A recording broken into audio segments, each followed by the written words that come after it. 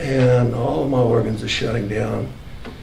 And I went from 180 to 90 pounds, and that was when I was well and going home. So I was probably closer to 80 pounds at this time.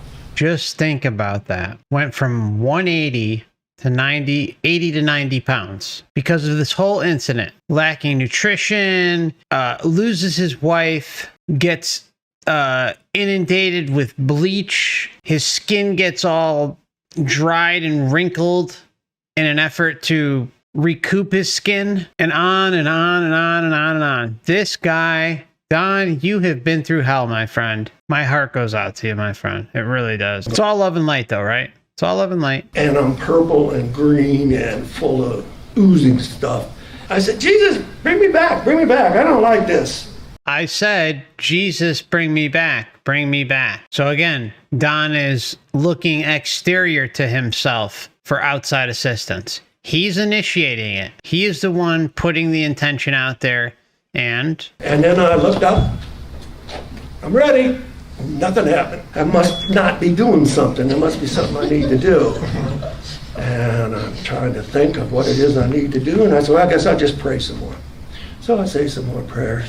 Remember, the word pray, it's spelled what? P-R-A-Y, but it's also P-R-E-Y. Make of it what you will. Still worshiping and connecting, or whatever you're doing, giving consent through your intention to an exterior being that isn't you. That's not sovereign. That's not going to do anything but set yourself up for falling back into the system at the time of natural death. So just want to make sure that that's out there. We got to be careful of this stuff.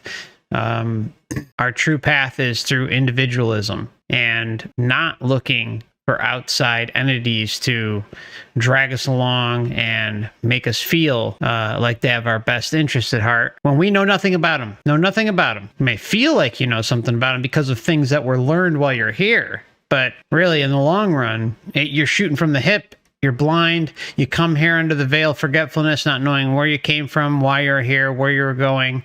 And yet there's some sort of level of trust for something that you have no recollection about, decides to only make itself present on brief occasion, usually through trauma. I mean, you could see how this can lead to a setup job and vulnerability because, again, seeking exterior to yourself is a big problem. And all I say on this channel is that, hey, let's just go our own way and do our own thing with sovereignty and liberation as our driving force. Because it can't hurt. If God or Jesus or whoever is there for you, he's not going to care if you take a little time to yourself and get a lay of the land when you leave at the time of natural death. Now, do I advise sticking around? Absolutely not.